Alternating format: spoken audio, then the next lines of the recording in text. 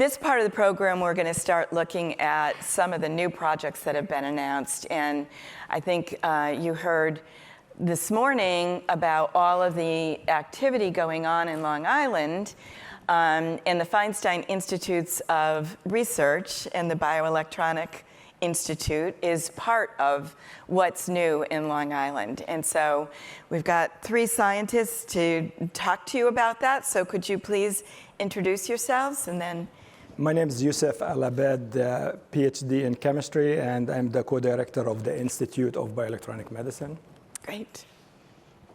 Hi, thank you for inviting us. My name is Lopa Mishra. I'm a hepatologist and a gastroenterologist, and I work in liver and gastrointestinal cancers. My position is professor of medicine and co-director of IBAM, the Institute for Bioelectronic Medicine. Great.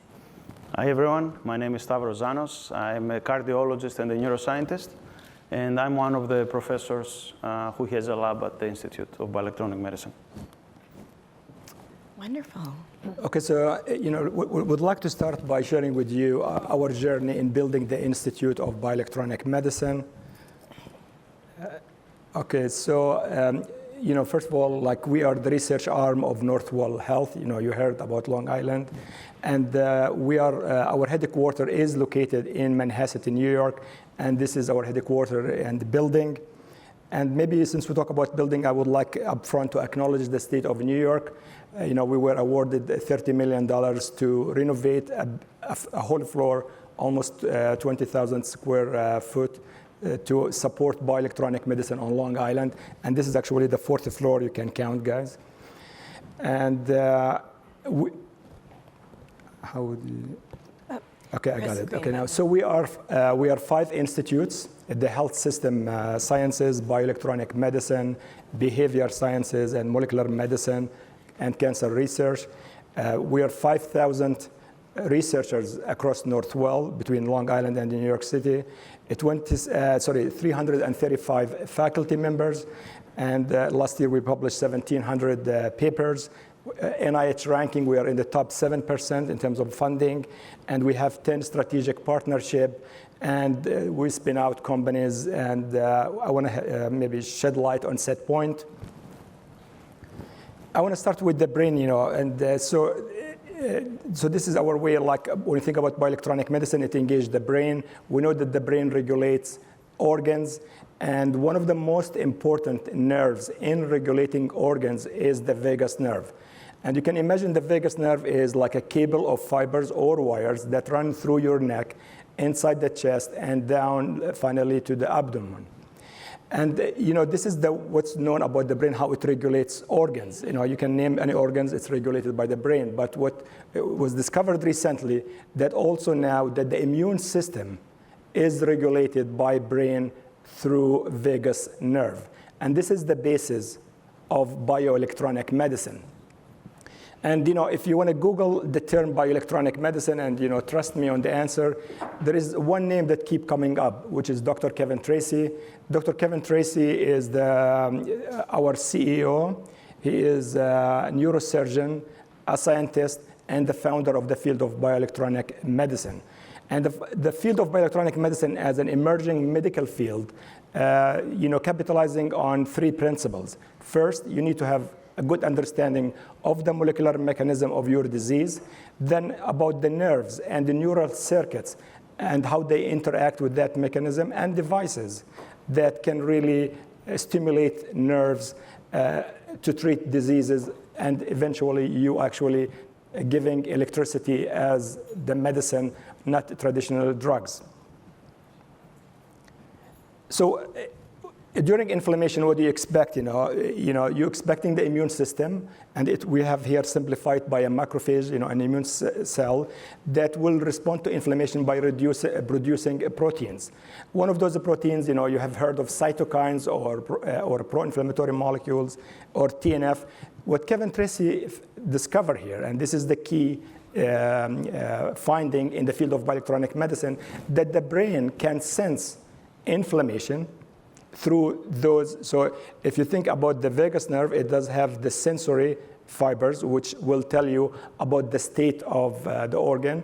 or you have the motor, how the brain sends the commands to the organ what to do. And in this slide here, showing that the brain can sense inflammation and equally send commands through the other wires, which is called the motor fibers, to release anti-inflammatory molecules and suppress inflammation. This is a totally new mechanism, was discovered 20 years ago by Kevin Tracy and his group. And so the slide is a little bit, okay, so what happened now, so how do you want to translate those studies that they were done in a mouse into clinical trial? So SetPoint was founded, and its job was to translate those discoveries into clinical therapies. And we were lucky with the off-label use of a device that was on the market, so it was repurposed, and successfully was tested in proof of concept studies. There were 2 studies. It was done in rheumatoid arthritis and Crohn's disease. So it was very successful, and here is a picture of Kelly Owens. And the question is now, Kelly Owens participated, she was one of the early participants in the clinical study to treat Crohn's disease, which is a chronic inflammatory condition. And you can ask yourself the question, why Kelly Owens decided to participate in this study? Because standard care failed her, so there was no alternative for her. She failed standard care, small molecules, and biologics. So the question now, we have the discovery in a mouse, then in a human, a proof of concept. Now SetPoint is conducting its phase 3 or pivotal clinical trial in 285 patients with rheumatoid arthritis. And we expect in the next 12 to 18 months, we will learn about the outcome of these studies. But if successful, this will be an inflecting point in the field of bioelectronic medicine. What else can we do with bioelectronic medicine? There is not much you can actually do if you want to stop at Kelly and that SetPoint, because there are no tools on the market that are compatible with the mouse model. Because this is the way you study, this is the way you come up with the drugs. You have to work with the mouse. So Kevin Tracy founded the Institute of Bioelectronic Medicine in 2014. We were always good at molecular medicine and neuroscience. And now we need to recruit people that were not really, used to recruit, which is in technology and analytics. So we have electrical engineering, biomedical engineering, electrophysiologists, material scientists, machine learning, AI, and engaged multiple CROs to deliver on this task. This is really a very elegant, collaborative ecosystem that we build. You can find those expertise everywhere, even in schools, academia. But we are within the same floor. Actually, at the Feinstein Institute, now biologists, they can speak the language of engineers and vice versa. So this is how much this eco-collaborative system that we have. And I want to share with you, conclude with the next 2 slides, 3 key findings that came out of those collaboration. So we finally succeeded or have the first mouse model of bioelectronic medicine. So this was the first time. It was a very great successful. It was 3 years. A lot of challenges in developing technology that goes around the nerve of a mouse. The mouse is small. Just imagine the nerve. It's almost the thickness of average human hair. That is the nerve. And having the success in Stavros lab, so this was led by Stavros, the chronic vagus nerve stimulation. Then we have enough success, and then we move to the wireless mouse. The wireless mouse will give us the power of projecting what will be the prototype for a human future device. And this will be completely, it was a massive challenge in this one, how you put a device in a mouse. And this challenge finally, it was very fruitful outcome. And we have that wireless mouse running around, and the device implanted under the skin, and actually no one can tell that there is a device in that mouse. And finally, so you have the mouse model, but you want to also now we have SetPoint, we have the mouse model, and now we know SetPoint have their device with 2 contacts with the nerve. That's not really enough for future, you're going to start talking about personalized medicine. How can you do that? Our nerves is going to be different once we know how the nerves look like, So Stavros actually successfully mapped the vagus nerve of swine. And actually, the paper is submitted to a high-impact journal. And now, last month, actually, he received a major funding from the NIH, shy to $7 million, to build a comprehensive anatomy atlas of the human vagus nerve. And once we have that nerve actually under control, we are moving from 2 contacts to 8 contacts, and Stavros can elaborate on this one. And with this, I would like to thank, I want to conclude with one line actually, I will leave it the science here.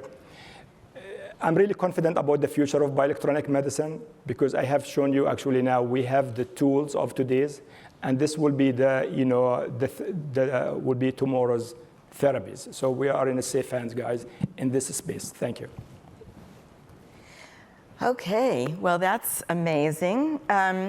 So how is this going to be different than the way disease is usually treated? You get sick, you take medicine, it helps, may cure you, right? So take us through, if we were going to get treated bioelectronically, how would that work? So I think bioelectronic medicine is going to be like one time. It's like buying a service from, like, let's say, Verizon. You're going to have a device, it's going to be implanted in you. The cost will be about the surgery, the implantable, and you're going to have a monthly, maybe billing fees, like, for turning the device on. Because those devices you're expecting to be treated, but also you're expected, we're going to gather information from the patient. Because with the new device that we designed with 8 contacts, some of those contacts will be for stimulation, but others will be to gather information. So it's going to be a partnership between the patient's healthcare insurance company. So this is wireless, and basically it stimulates your nerves, and then you can measure whether the inflammation or whatever the problem is going down. The best to explain that maybe if you look at hypertension or diabetes, because we have enough sensing of like if you have hyperglycemia or high blood pressure, when the blood pressure goes up, it's going to signal to the device to turn on and to stimulate. I see. So eventually, the inflammation, I will just say, we have another couple of years to come up with elegant, what would be the optimal molecule to be sensed. And in response to that sensing, it will turn the device on. A little bit, we need more time and more funding to do that. But I think hypertension, diabetes, and other conditions, I think they are ready to go. Okay. Share with us what you guys are working on in your labs. Well, I think you've already heard how visionary Kevin Tracy has been in building this institute. And I'd like to give you 2 examples on 2 cancers that I work on. One is liver cancer, hepatocellular cancer, and the other one is glioblastoma. These are lethal cancers. We call them the solids. You're going to die more quickly, far more quickly, than if you had a leukemia. And how are we going to make an edge? And when I was at MD Anderson, we always worried about these solids. Liver, pancreas, colon, stomach, they're all glioblastoma, brain cancer, lethal. And if you think about checkpoint inhibitors, as you've heard this morning, CRISPR, we think of immunology and how Jim Allison harnessed the immune system, our own immune systems, to target our cancers, because cancers have this don't eat me signal, and how we then remove that signal so that we could attack those cancers. Well, this is one step further. Nerves touch every single thing, including the immune system. So then how can we start talking to this immune system? So I work in liver cancer. I'll give you the first example. And we have a mouse model of liver cancer, which we can actually reverse. And it turns out that fatty liver disease and obesity, this cancer is on the rise. And you used to be able to live 7 months, now maybe 2 years, with a lot of luck. So we can reverse it if we can tackle it earlier. But we found that what we eat, the gut microbiome talks to the gut, which then talks to the liver, which then talks to the brain, all through various nerves, particularly the vagus nerve. And so when we start understanding that and harnessing it, imagine if you've got severe obesity and you've got NASH, and we have a sonogram, and we can now stimulate the vagus and perhaps reverse some of this. We'd like to try that. We know that antisense siRNAs blocking some proteins does the job, but we'd like to go one step further. What about the glioblastomas, the brain cancer? That's the most common brain cancer. We're working with a Nobel Prize winner, Shoji Nakamura. He invented LEDs. And he approached us and about an implantable device on top of the glios, because there's a cranium. And this is an array. And what then you then transmit is a laser. A laser transmits on this array to the glioblastoma and induces it's a chemical reaction which then destroys layers and layers and layers of the glioma through this bioelectronic medicine approach with the device. I think it's really exciting. I think we can start thinking about cancers very differently, perhaps even thinking about curing some of them. And that's not been possible for the solids for a long time. And so for me, this is an instrumental position to come to the Feinstein and come to that fourth floor, which is thanks to New York State, and work on this, and work with Stavros and Yousef and all the others. Wow, that sounds amazing. So Stavros, what are you doing? Well, because of my clinical and research background, I'm interested in the translation of these technologies to treat human disease. So we've focused on developing surgical implants and animal technologies that will allow us to basically de-risk the idea of targeting a disease, a particular disease, with this therapy. If it doesn't work in the mouse, it's unlikely that it would work in humans, so we'll just go to the next application. So that was part of the reason why we developed these technologies that interface with nerves in mice and in other experimental animals. The other aspect of my lab is closer to my clinical training, and that's cardiovascular disease, and more recently cancer and other diseases, which is if we can suppress inflammation through this implantable device, what does that give us in terms of benefit for very common cardiovascular diseases like hypertension, heart failure, and arrhythmias? And it turns out, there's still a lot more work to be done, but it turns out that the potential benefits are enormous. And these are very, very common diseases. So imagine having a device that sits there. You don't have to take extra drugs. That doesn't mean you have to stop your drugs. But you have this extra boost in your immune system that fights the disease that exists in your heart or in your vessels. I find it, as a cardiologist, as a clinician, I find this extremely attractive from a patient and a clinician perspective. So those are the two main areas where we've been working on. Yeah, so it strikes me that if you're taking this kind of therapy, you're kind of escaping the side effects of some of the drugs that you might have had to take under an alternative, which would be better. Are there any side effects from this that you've experienced? I mean, I would expect with the new design. I mean, so far with the two contacts, that there are side effects because it's wrapped around the nerve and it stimulates everything. And the vagus nerve, we said, it feeds into all those organs. So now with the new, like the octagons, with 8 contacts, you can really personalize it, stimulate, see the effect, and then turn that one single contact on, So I think it remains to be seen, but I'm optimistic in terms of minimizing the adverse effects with the new technology that we are building. Okay, terrific. Does anyone have any questions that they might like to ask? Oh, so the question is this device something that is external on your body? And then the next part of the question is, I'm thinking of medicine, how once you take that internally, you've lost control of what it's doing. It does what it knows to do. But with this device, you're in the driver's seat. Is that right?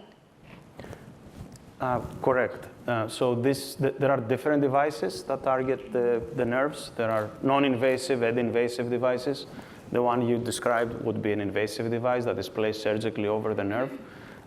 You definitely, in future versions of these devices, you would have control over it. If you, for whatever reason, you want to discontinue therapy, you would just turn it off with using your phone. There are also non-invasive approaches that are much easier to discontinue. You just stop applying it on your skin. They are based on electrical stimulation. They are based on ultrasound stimulation. So we try to exhaust the possibilities that the biology and physics gives us to target disease by activating nerves. But I guess the common theme in all of those therapies is that the patient has a lot of control over the therapy because they can just, like you said, turn it off whenever they want to. Anyone else? Okay, well, we'll be waiting to hear the results of all of this. Thank you very much. Thank you very much. Thank you.